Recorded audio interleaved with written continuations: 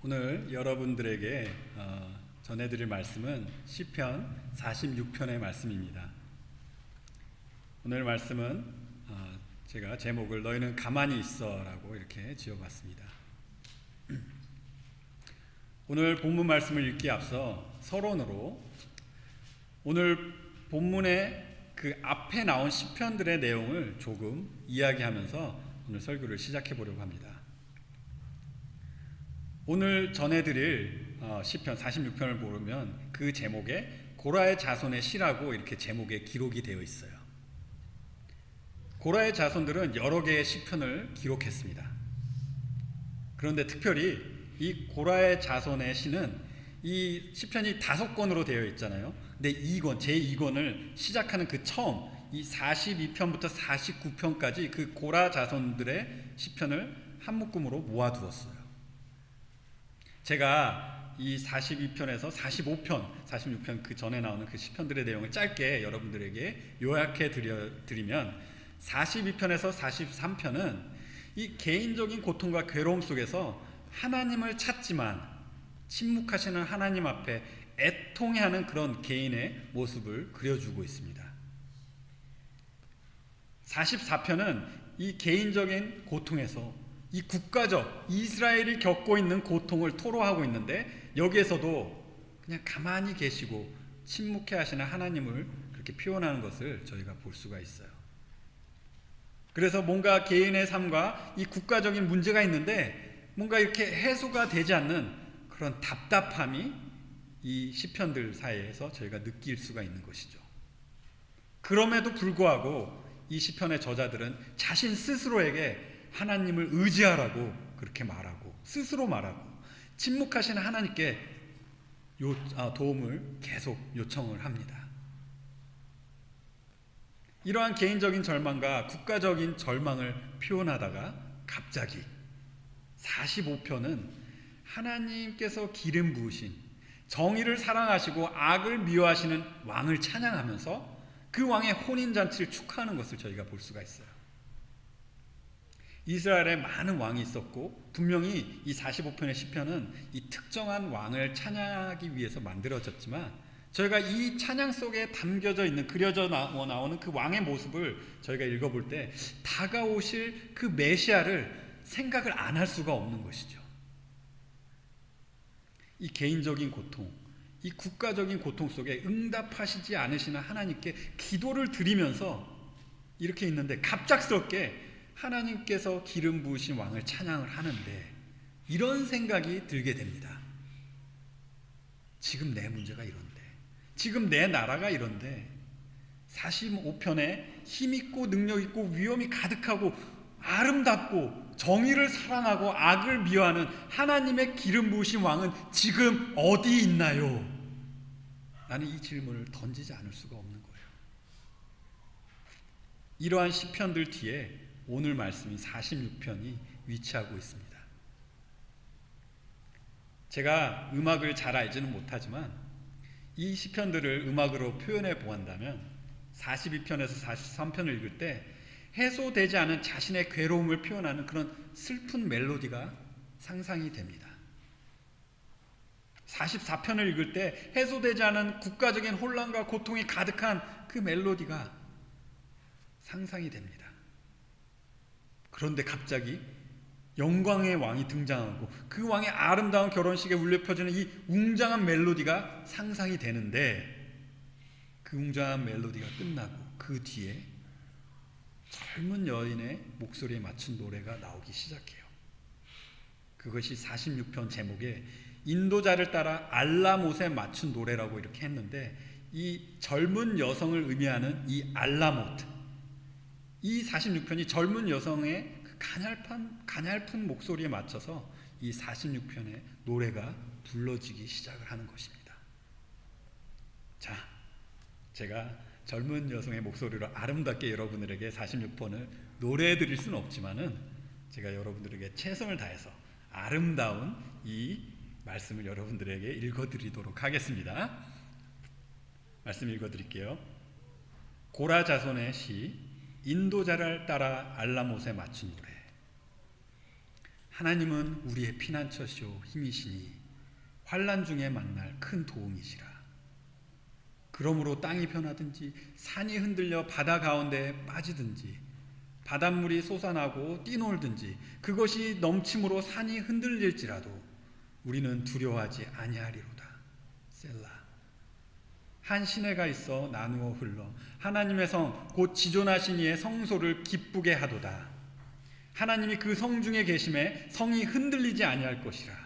새벽에 하나님이 도우시리로다.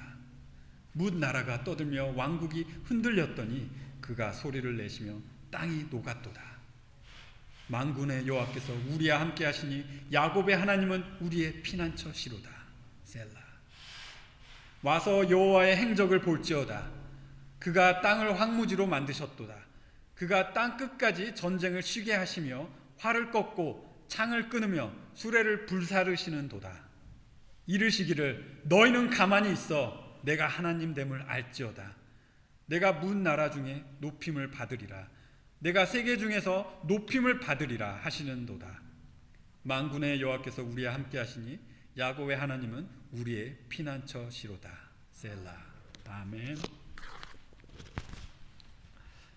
오늘 46편의 말씀은 이 자신의 문제와 국가적 문제들 속에 침묵하시는 하나님의 그 응답을 그리고 도움을 기다리면서 또 하나님께서 세우실 왕을 기다리는 그러한 사람들에게 하나님, 이렇게 응답하시지 않으신 침묵하시는 하나님을 그런 상황 속에서도 신뢰할 수 있는 세 가지 이유를 저에게 보여주고 있어요.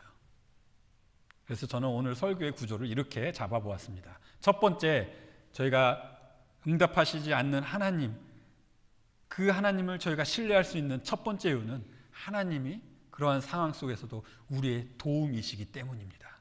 1절부터 3절. 그리고 두 번째 이유는 하나님은 굳건하십니다. 그것이 4절부터 7절의 말씀입니다. 그리고 세 번째 이유는 하나님이 이 모든 것을 다 이루시기 때문입니다. 그것이 8절부터 11절의 말씀입니다. 그래서 하나님이 우리의 도움이시고 하나님은 굳건하시고 하나님은 모든 것을 친히 이루시기 때문에 하나님을 신뢰할 수 있는 것입니다. 그래서 오늘 말씀을 여러분들이 들으시고 이 말씀을 여러분들 마음에 새기셨을 때 여러분들 삶 속에 어떤 상황이 처하여도 그 상황이 얼마나 괴롭고 그 상황이 얼마나 혼돈스럽고 얼마나 힘들고 난리법석이어도 저희는 하나님을 바라보며 저희 도움이 되시고 저희의 모든 것이 되시고 저희의 피난처가 되신 하나님을 믿고 의지하며 또 소망하는 저희가 되기를 저희가 바라는 것입니다. 자, 저희가 하나님을 믿고 의지할 수 있는 그 첫 번째 이유는 하나님은 우리의 완전한 도움이시기 때문이라고 말씀드렸죠. 시편 저자는 1절에 이렇게 시작합니다. 하나님은 우리의 피난처시요 힘이시니 환난 중에 만날 큰 도움이시라 라고 표현하면서 하나님께서 저희를 안전하게 지켜주시는 모습을 상상하게 합니다. 1절의 말씀을 가지고 저희가 한번 그림을 이렇게 그려볼까요? 여기에서 피난처는 이 전쟁 속에서 안전하게 도망칠 수 있는 그런 아주 튼튼한 강한 성을 이렇게 생각하게 합니다.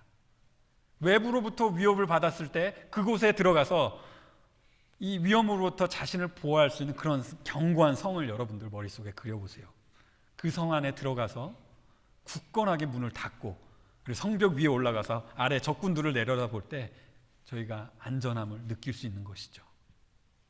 그런데 그렇게 저희가 성 안에 들어가 있으면 적들이 저희를 이렇게 올려다보고 그냥 포기하고 돌아가나요? 적군들은 어떻게든 그 성 안으로 들어와서 그 성을 침투해서 성을 점령하고 성 안에 있는 자들을 다 해치려고 하겠죠. 그런데 시편 저자는 이렇게 말합니다. 하나님을 우리의 힘이라고.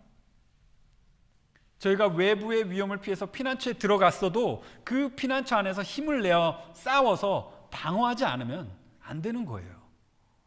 그렇기 때문에 힘이 필요하고 그렇기 때문에 하나님께서 저희에게 힘이 되어 주신다고 여기서 말씀하고 계신 거예요.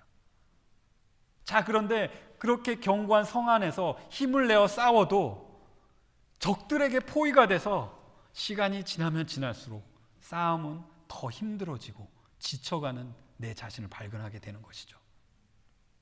과거에 성을 함락할 때는 보통 성을 에워싸고 몇 달간 그 성 안에 물과 식량이 바닥날 때까지 그렇게 기다리면서 그 성 안에 사람들이 이제 힘이 없고 아무것도 남는 게 없을 때 그 사람들을 그 성에 들어가서 그 성을 함락했다고 합니다. 이렇게 포위된 상황 속에서 외부의 도움을 받지 못하면 서서히 죽어가는 목숨과 마찬가지인 것이에요. 그런데 시편 저자는 하나님께서 환난 중에 만날 큰 도움이시라고 말하고 있어요. 여기서 나오는 도움의 그 원어적인 의미는 이 군사적 원조를 의미할 때도 많이 사용되는 단어이기도 해요. 자, 그런데 여기서 그냥 단순히 도움이라고 말씀하시지 않으세요. 어떤 도움이라고 하시죠? 환난 중에 받게 되는, 환난 후에 환난이 다 끝나고 뒷수습으로 이렇게 받는 그런 도움이 아니라 환난 중에 큰 도움, 그냥 작은 하찮은 도움이 아니라 큰 도움이라고 합니다. 이렇게 하나님께서 어려움을 당한 하나님의 백성에게 그 환난 속에서 자신들을 완전하게 구해주시는 하나님으로 이 1절, 이 한 구절에서 저희에게 보여주고 계신 거예요. 시편 저자는 이러한 하나님께서 우리의 하나님이시기 때문에 2절에 제가 히브리어 어순으로 이렇게 표현하자면 그러므로 우리는 두려워하지 아니하리로다. 땅이 변하든지 산이 흔들려 바다 가운데 빠지든지 바닷물이 솟아나고 뛰놀든지 그것이 넘침으로 산이 흔들릴지라도. 2절과 3절은 천재지변을 그려주고 있습니다.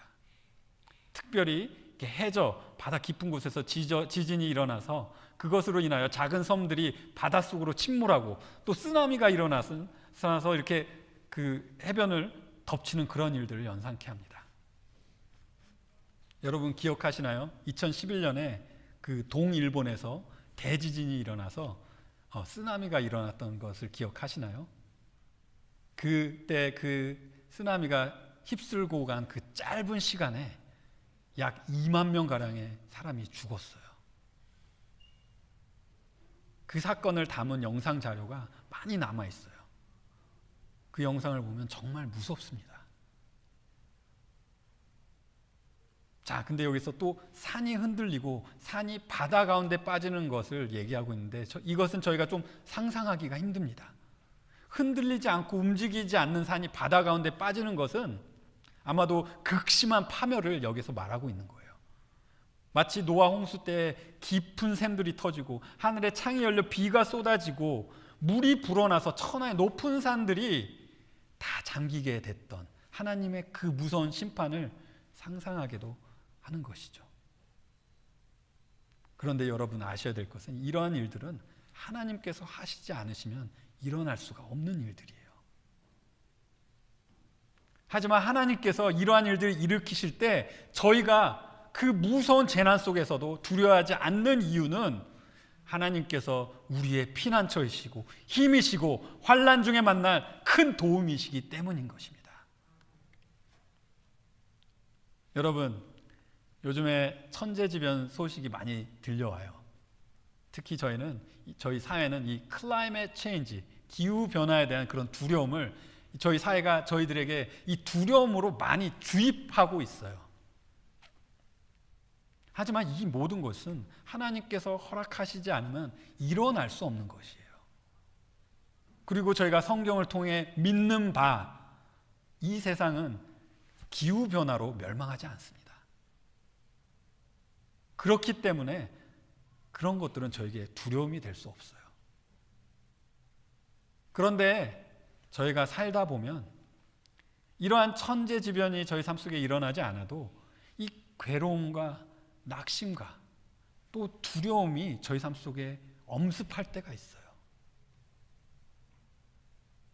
앞편 그 시편 42편은 이러한 그렇게 두려움이 엄습하는 그런 마음을 이렇게 표현하는 것을 볼 수 있어요. 시편 42편 6절을 보시면은 내 하나님이여 내 영혼이 내 속에서 낙심이 되므로 내가 요단 땅과 헤르몬과 미살 산에서 주를 기억하나이다. 7절에 주의 폭포 소리에 깊은 바다가 서로 부르며 주의 모든 파도와 물결이 나를 휩쓸었나이다. 저희가 저희 삶 속에서 고통스럽고 힘들고 지치고 외롭고 외면당할 때 그렇게 찾고 또 바라는 하나님께서 또 그런 상황 속에서 저에게 침묵하실 때 저희 삶이 견고한 산과 같은 그런 곳에 위치하였다 하여도 저의 마음은 파도와 물결이 휩쓸려 아무것도 남지 않은 그런 것과 같이 느껴지는 거예요. 하지만 오늘 이 말씀이 저와 여러분에게 확신을 주는 것은 저희 삶에 어떤 역경이 와도 저희 삶 속에 하나님께서 침묵하시는 것 같이 느껴져도 저의 피난처와 힘과 도움이 되시는 분은 나의 하나님이신 것입니다. 여러분께서 환난 중에 있을 때 하나님이 여러분을 떠나시지 않으시는 것입니다. 여러분을 모든 위험에서 여러분을 건져 주실 것입니다. 여러분에게 힘을 주셔서 믿음을 잃지 않게 하시고 여러분을 도우시며 여러분들의 피난처가 되시는 이 하나님이 바로 여러분 그리고 나의 하나님이신 것을 여러분들이 확신하셔야 하는 것입니다. 자, 저희가 하나님을 믿고 신뢰할 수 있는 두 번째 이유는 하나님께서 굳건하시기 때문입니다. 천재지변으로 무서운 장면에서 갑자기 평화로운 장면으로 바뀌는 것을 볼 수가 있어요. 그래서 4절에 한 시내가 있어 나누어 흘러 하나님의 성 곧 지존하신 이의 성소를 기쁘게 하도다. 강이 이렇게 네 줄기로 나눠서 흐르고 하나님께서 친히 이렇게 거니시던 곳을 생각할 때 여러분들 에덴 동산이 연상되지 않나요? 하지만 시편 44편은 이 전쟁으로 인한 이스라엘 민족의 아픔을 지금 표현하는 것을 볼 수가 있어요. 그 앞에 44편을 보면은 또 오늘 본문의 이 뒷구절의 맥락 속에서는 이 타 국가의 원인으로 하나님의 도시가 이렇게 평화가 깨지는 것을 저희가 볼 수 있어요. 이런 것을 종합해서 봤을 때 여기에서 말하는 이 하나님의 도시는 예루살렘을 말하고 있는 거죠. 또 아마도 예루살렘이 포로가 되기 전에 하나님을 섬겼던 그 평화로운 모습을 이 시내와 같이 이렇게 평화의 그런 상징적인 요소들을 겸하여 이렇게 표현하고 있는 것이에요. 하지만 이 성은 단순한 그런 예루살렘이라는 장소를 넘어서서 지존하시는 또 지극히 높으신 하나님의 성소가 있고 또 그곳에 그분의 기쁨이 가득한 하나님의 나라라고 지금 말하고 있는 거예요. 5절에 그 성이 그 나라가 평화로울 수 있는 이유를 이렇게 설명하고 있습니다. 5절에 첫 번째, 하나님이 그 성 중에 계시다고 하고 있어요. 이 성이 무슨 굉장히 큰 견고한 성이어서 그런 것이 아닙니다. 이 성에 물이 많이 흘려서 어떤 공격이 와도 오래 버틸 수 있어서도 그런 것도 아닙니다. 오로지 하나님께서 그 성 중에 계시기 때문에. 그리고 두 번째, 성이 흔들리지 아니할 것이라고 합니다. 앞서 2절과 3절에는 이 산이 흔들리고 바다가 한가운데로 이렇게 산이 그 바다 한가운데로 빠질지라도라고 이렇게 말하면서 이렇게 산이 무섭게 흔들리는 그런 장면을 연상케 하는데 하나님의 계시는 이 성은 흔들리지 않는다고 여기서 말하고 있어요. 세 번째, 새벽에 하나님이 도우실 거라고 또 이렇게 말하고 있습니다.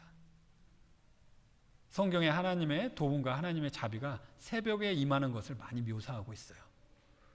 어둡고 깜깜한 밤, 소망이 사라진 것 같이 흑암이 가득 찬 그 밤을 지날 때 어김없이 어둠을 밝히는 그 새벽이 오는 것처럼 하나님께서 꼭 도우신다는 것입니다. 그런데 이렇게 흔들릴 수 없는 나라가 흔들렸다고 6절에 말합니다. 6절에 뭇 나라가 떠들며 왕국이 흔들렸더니 그가 소리를 내심에 땅이 녹았도다. 타국의 나라들이 떠들며 또는 으르렁거리며 마치 산이 흔들리듯이 왕국을 흔들었다고 합니다. 여기서 떠들며, 흔들며라는 이런 단어들은 이 국가 간에 서로 충돌이 있어서 서로 싸우는 것을 묘사할 때 자주 사용되는 그런 단어예요. 그래서 하나님의 나라, 하나님의 성소가 있는 이 예루살렘이 침입을 당한 것을 지금 말하고 있습니다. 그런데 하나님께서 계시는 이 나라가, 흔들리지 않는 나라가 어떻게 흔들리죠? 하나님께서 허락하시지 않으시면 이 나라는 흔들릴 수 없는 거예요.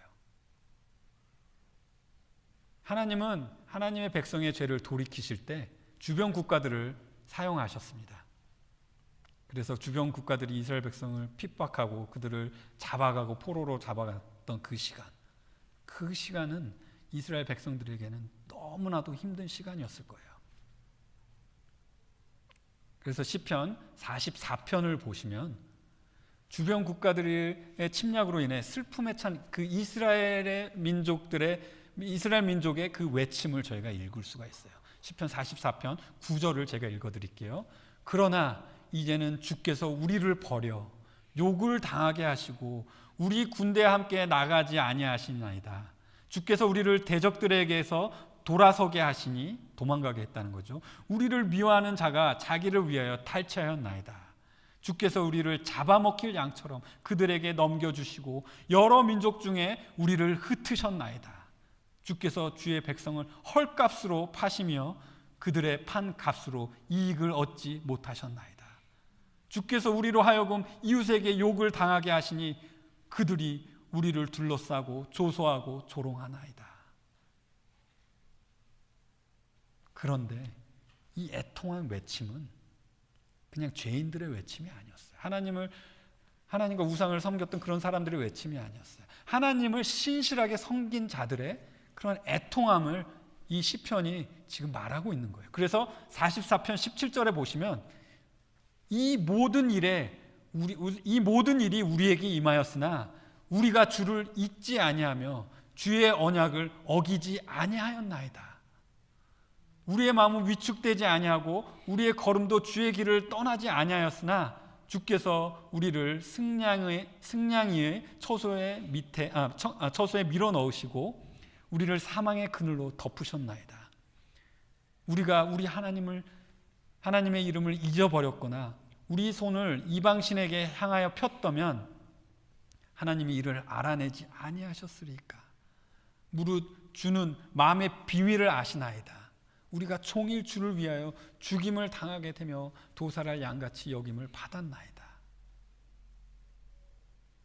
그렇게 신실하게 하나님을 섬겼던 그런 자들까지도 주변 국가의 손에 넘어가게 하신 그 하나님에 대해서 이 하나님을 신실하게 섬겼던 그들의 믿음까지도 이 신뢰가 깨지는 듯한 그런 애통함이 여기에서 저희가 느껴지는 것이죠. 주변 국가들의 침략으로 인하여 이스라엘 민족이 패망하였어도 하나님은 그 나라를 잊지 않으셨습니다.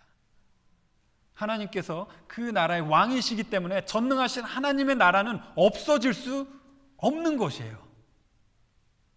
시편 저자는 나라가 없어질 정도의 위기에 빠진 절망적인 상황에서도 하나님을 믿고 의지할 수 있는 이유가 바로 이것이라고 말합니다. 바로 하나님께서 그 나라 가운데 굳건히 계셔서 그 나라가 흔들릴 수 없다고 지금 말하고 있는 거예요. 본문의 2절과 3절은 사람의 두려움을 시각적으로 표현하였는데 여기에 6절의 후반에는 하나님의 전능하신 능력을 드러내는 것을 볼 수 있습니다. 하나님께서 말씀하실 때 땅이 다 녹아내리는 모습을 그려주는데 이것은 하나님께서 이스라엘을 괴롭힌 주변 국가들을 패망하게 하시는 그런 것을 말씀하시는 것이죠.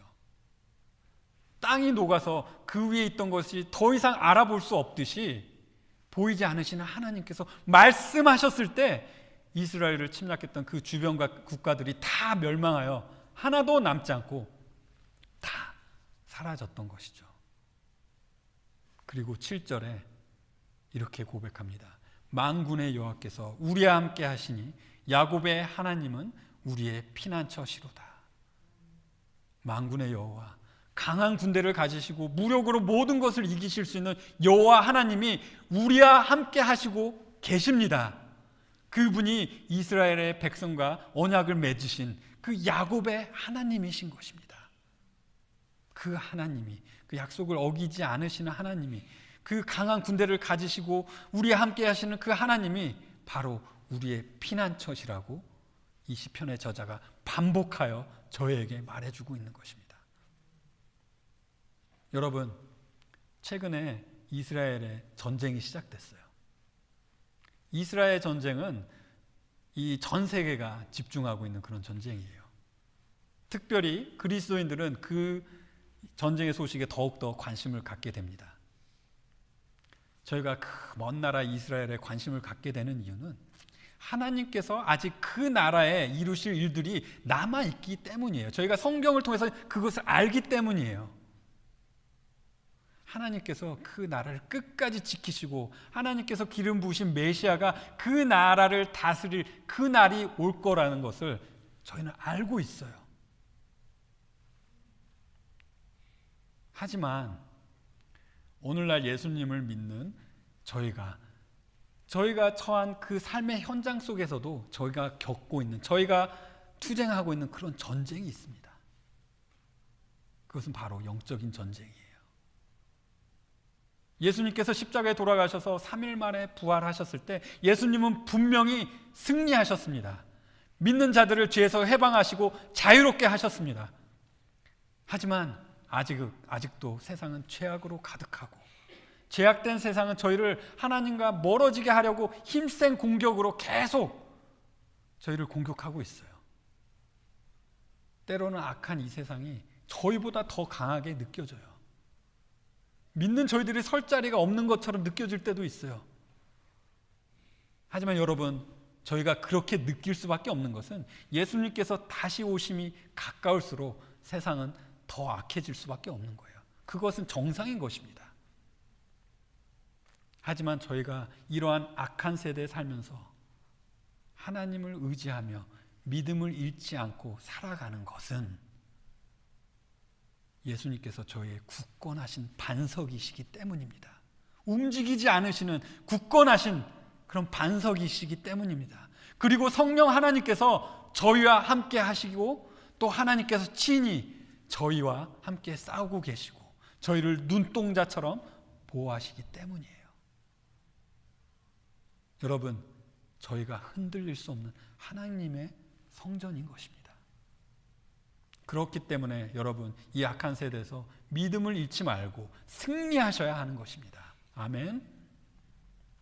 저희가 하나님을 믿고 신뢰할 수 있는 그 세 번째 이유는 하나님께서 끝까지 다 완벽하게 이루시기 때문입니다. 시편의 저자는 이제는 하나님의 영광을 드러내며 이렇게 찬양하는 것을 볼 수 있습니다. 그래서 8절에 와서 여호와의 행적을 볼지어다. 이 말은 이 뒤에 나오는 내용의 문맥을 보았을 때 아직 일어나지 않은 것을 바라보라고 하는 것입니다. 와서 직접 하나님께서 하시는 일을 보라고 명령을 합니다.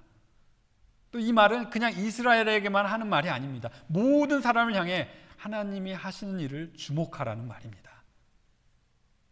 8절 후반부에 그가 땅을 황무지로 만드셨도다. 이것은 앞으로 다가올 하나님의 심판을 의미합니다. 9절에 그가 땅 끝까지 전쟁을 쉬게 하시며 하나님을 대적하던 악한 세력들은 하나님의 심판으로 인하여 다 멸절당했습니다. 그래서 전쟁은 끝나고 진정한 심이 임한 것을 지금 말하고 있는 거예요.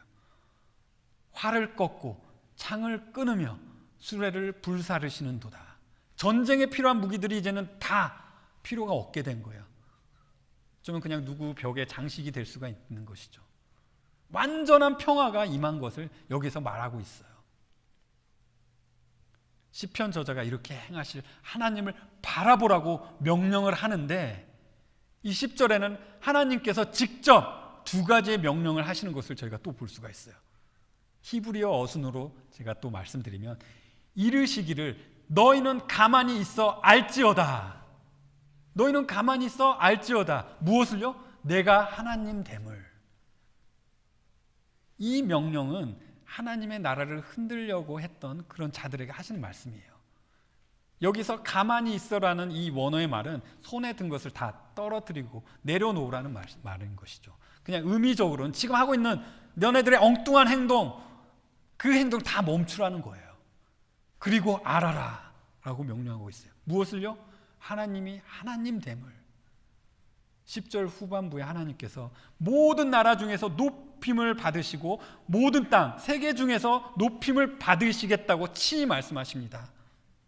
이것은 하나님께서 모든 것 위에 통치자 되심을 말씀하시고 있어요. 모든 것을 다스리시고 모든 것을 주관하시는 주권자 되신 가장 높으신 하나님이신 것을 너희가 모든 것을 멈추고 알라고 하나님께서 여기서 친히 말씀하시고 계십니다.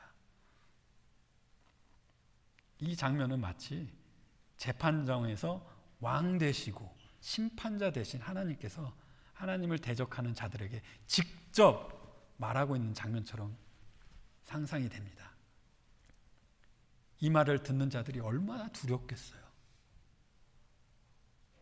하지만 저는 하나님의 백성들은 이렇게 고백했을 거라고 상상해 보게 됩니다. 시편 45편의 말씀같이 이렇게 하나님께 고백하지 않았을까. 시편 45편 2절을 여러분들에게 읽어드리면 왕은 사람보다 아름다워 은혜를 입술에 머금이니 그러므로 하나님이 왕에게 영원히 복을 주시도다. 용사여 칼을 허리에 차고 왕의 영화와 위엄을 입으소서. 왕은 진리와 온유와 공의를 위하여 왕의 위엄을 세우시고 병거에 오르소서. 왕의 오른손이 왕에게 놀라운 일을 가르치리이다. 왕의 화살은 날카로워 왕의 원수의 염통을 뚫으니 만민이 왕의 앞에 엎드려지는도다. 하나님이여 주의 보좌는 영원하며 주의 나라의 규는 공평한 규이니이다. 왕은 정의를 사랑하고 악을 미워하시니 그러므로 하나님 곧 왕의 하나님이 즐거움의 기름을 왕에게 부어 왕의 동료보다 뛰어나게 하셨나이다.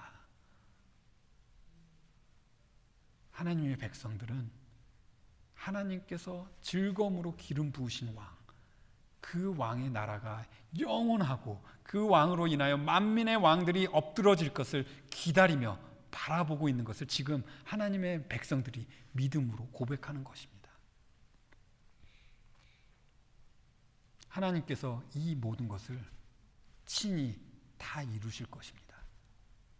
그렇기 때문에 하나님의 백성은 약속을 지키시는 하나님을 믿고 의지하고 신뢰하며 인내하며 기다릴 수 있는 거예요.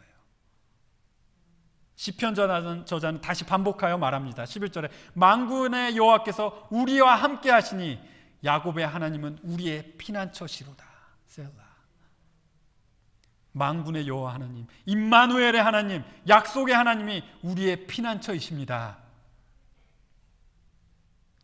여러분, 저희는 성경을 통해서 이 마지막 세대가 어떻게 끝날 것인지 구약의 성도들보다 더 이미 잘 알고 있어요.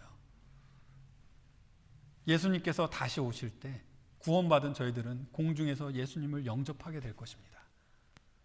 그리고 저희는 어린 양의 혼인잔치에 함께 있을 거예요.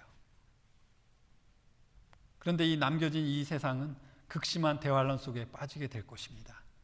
하지만 그 환란의 시간이 끝나면 하나님의 나라가 이 땅에 다시 회복되고 회복된 그 땅에서 저희는 예수님과 함께 천년을 이 땅을 다스리게 될 것입니다. 하나님께서 말씀하신 성경에 그대로 말씀하신 이 모든 것이 하나도 빠짐없이 다 이루어질 것입니다. 하지만 너무나도 중요한 것은 여러분이 이 모든 것을 하나님께서 다 이루어질 때 여러분이 어디에 서 있냐인 것입니다. 여러분 하나님의 심판대 앞에 서 계시겠습니까? 아니면 왕 대신 예수님의 혼인잔치에 계시겠습니까? 하나님의 심판을 피하시려면 예수님을 나의 구원자로 믿으셔야 합니다. 저희 죄로 인하여 하나님과 원수된 저희가 하나님의 무서운 그 심판의 진노를 피하려면 예수님께서 십자가에서 우리 죄를 대신하신 예수님의 그 공로, 그 은혜 아래 계셔야 합니다. 하나님의 진노로부터 예수님의 그 십자가의 공로가 여러분들의 피난처가 되셔야 되는 것입니다. 그리고 예수님이 여러분들의 삶에 주관하시는 왕이 되셔야 하는 것입니다. 더 이상 이 세상의 죄에 복종하지 않고 돌아서서 왕 대신 예수님을 순종하는 삶을 사셔야 되는 것입니다. 그렇게 예수님을 믿을 때 성령 하나님께서 여러분과 함께 하시는 것입니다. 그리고 하나님께서 친히 약속하신 그 모든 것을 여러분들 삶 속에 다 이루실 것입니다. 여러분 어디에 계시겠습니까? 설교를 이제 마치기를 원합니다. 고라 자손의 찬양은 여기서 끝나지 않습니다. 47편을 제가 짧게 여러분들에게 읽어드리면, 너희 만민들아 손뼉을 치고 즐거운 소리로 하나님께 외칠지어다. 지존하신 여호와는 두려우시고 온 땅의 큰 왕이 되심이로다. 여호와께서 만민을 우리에게, 나라들을 우리 팔 아래 복종하게 하시며 우리를 위하여 기업을 택하시나니 곧 사랑하신 야곱의 영화로다. 여러분 이 찬양의 힘이 느껴지십니까? 48편에 여호와는 광대하시니 우리 하나님의 성 거룩하신 산에서 극진히 찬송하리로다. 터가 높고 아름다워 온 세계가 즐거워하며 큰 왕의 성 곧 북방에 있는 시온산이 그러하도다. 하나님이 이 여러 궁중에서 자기를 피난처로 알리셨도다. 49편에 만민들아 이를 들으라. 세상의 거민들아 귀를 기울이라. 귀천 빈부를 물론하고 다 들을지어다. 내 입은 지혜를 말하겠고 내 마음은 명철을 묵상하리로다. 내가 비유에 내 귀를 기울이고 수금으로 나의 오묘한 말을 풀리로다. 죄악이 나를 따라 애우는 이 환난 날에 내가 두려워하랴.